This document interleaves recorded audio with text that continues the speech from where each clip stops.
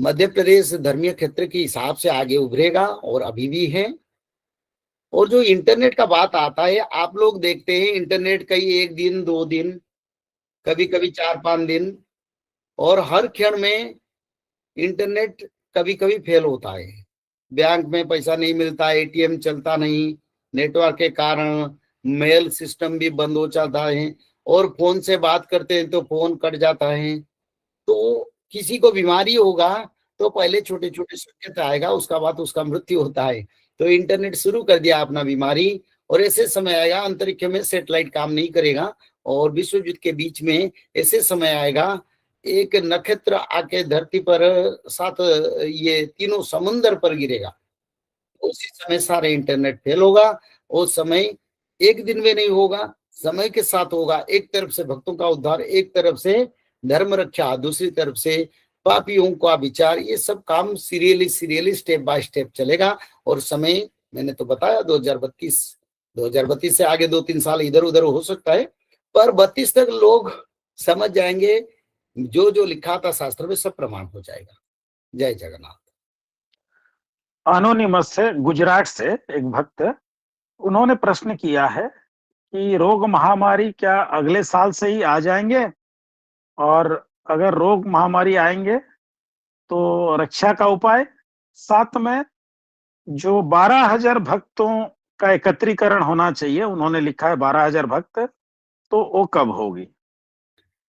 देखिए, रोग महामारी अभी भी चलता है, लोग दवाई खाते हैं, सालों भर बीमारी भी लोगों को होता है, लोगों का शरीर खोखला होता जा रहा है, पहला। दूसरा, कोरोना जैसा बीमारी अभी भी भारत में है, अलग देश में है, लोग पीड़ित भी होते हैं, पर उसका बढ़ावा नहीं होता है, क्योंकि भगवान ने कुछ इंटरवल दिए हैं। शास्त्र में लिखा था 2025 से 2032 जो सत्ययुग का आगमन का जो समय है, 27 से बीमारी का समय शुरू हो जाएगा, और इस समय भी छोटे छोटे बीमारी आएगा। आप देखते हैं लोगों का सर घूम जाता है, रास्ता में चलते, ऑफिस में बैठते गिर जाते हैं, मर जाते हैं। ये तो भविष्य शास्त्र में मैंने लिखा हूं, सर घुमाने वाला बीमारी आएगा। कम उम्र के लोगों को हार्ट स्ट्रोक होगा, आप तो देखते हैं ना, हार्ट स्ट्रोक भी होता है, लोग मरते हैं। कैंसर अपने बीमारी की तरफ से फैलता है, गैस्ट्राइट एसिडिटी जैसे रोग बढ़ता है, सर्दी जुकाम टाइफाइड वाले बीमारी भी बढ़ता है। तो बीमारी बढ़ता जा रहा है, और भगवान सुजोग दिए रहे हैं ताकि लोग परिवर्तन हुए। 27 से उसका आगे बड़ा रूप बढ़ता जाएगा। तो इसलिए इसका निराकरण त्रिकाल संध्या, भागवत पठन, माधव नाम भजन, जो लोग उसको भक्ति के साथ नियम के साथ पालन करेंगे, ऐसे नहीं, भक्ति नियम और समय के साथ पालन करेंगे, उन्हीं लोगों को इसका फल प्राप्ति होगा। जय जगन्नाथ। गोहिल धर्मेंद्र सिंह गुजरात से, वो बोले कि हम समुद्र किनारे हमारा परिवार रहता है, कब कैसे पता चलेगा कि हम समुद्र किनारे से गांव के तरफ आ जाएंगे और हमारा परिवार बच जाएगा? देखिए, समुद्र किनारे में जो लोग हैं वो भी सुरक्षित है, मैदानी में वो भी सुरक्षित है, पहाड़िया में वो भी सुरक्षित है। कैसे सुरक्षित होंगे? ना जिसका पास धर्म है। चाहे आप समुद्र किनारे में भी रहेंगे, अगर आपके पास धर्म है, अगर आप त्रिकाल संध्या करते हैं, तब भगवान ने किसी तरह आपको रक्षा कर लेंगे।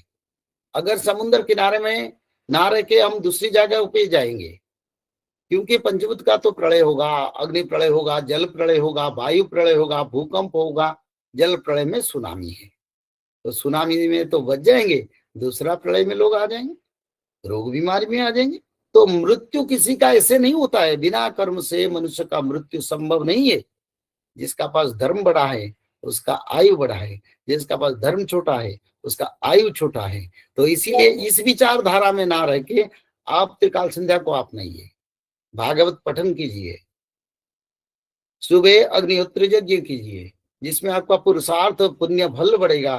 तो चाहे 7 समुद्र आए तभी भी तो गोविंद आपको रक्षा करेंगे। जय जगन्नाथ। और एक भक्त लिखे हैं, अधर्म के खिलाफ हम बोलने से क्या हमें पाप लगेगा? अधर्म के खिलाफ हम बोलने से क्या हमें पाप लगेगा? और हम त्रिकाल संध्या जब करते हैं तो सही से कर नहीं पाते हैं, क्योंकि मोह माया संसार में हम जुड़े हुए हैं, तो कैसे उसको सही से हम कर पाए, उसके लिए क्या करना पड़ेगा?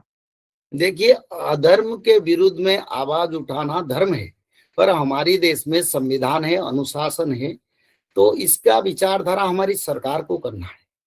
अधर्म के विरुद्ध में ना कह के जो अधर्म में जाते हैं उनको सद्बुद्धि, उनका भविष्य, उनको ये कर्म का क्या फल है उनको समझाने से वो लोग परिवर्तन हो गए। ये काम हम कर सकते हैं और संवैधानिक नियम को, संवैधानिक धारा, संवैधानिक अनुशासन सरकार के अधीन है। ये इसके विरुद्ध में हम कार्यवाही नहीं कर पाएंगे, पर बिल्कुल जो लोग पाप करते हैं उनको समझाना चाहिए और उन लोगों को धर्म को लाना चाहिए, आगे भविष्य बताना चाहिए। और त्रिकाल संध्या सही समय पर ना करने से, जैसे स्कूल में स्टूडेंट फेल हो जाते हैं, सभी स्टूडेंट जाते हैं, उसमें कोई अच्छे नौकरी प्राप्त करते हैं और कुछ फेल भी हो जाते हैं। तो ऐसे ये जो धर्मीय तत्वों में आप अगर सही समय पर त्रिकाल संध्या नहीं करेंगे तो आपको पूर्ण फल प्राप्ति नहीं होगा। तो आप उसको पूर्ण फल प्राप्ति के लिए सही समय पर नियम के हिसाब पर त्रिकाल संध्या को पालन करें, इसमें आपका कल्याण होगा और आपके परिवार के परिजन से भी बोलो ये बड़ा पूर्ण तत्व है, इसमें भगवत प्राप्ति होगा, उसको अपनाओ। आगे युग परिवर्तन के साथ आप लोग भी उस समय तक जा पाएंगे। जय जगन्नाथ।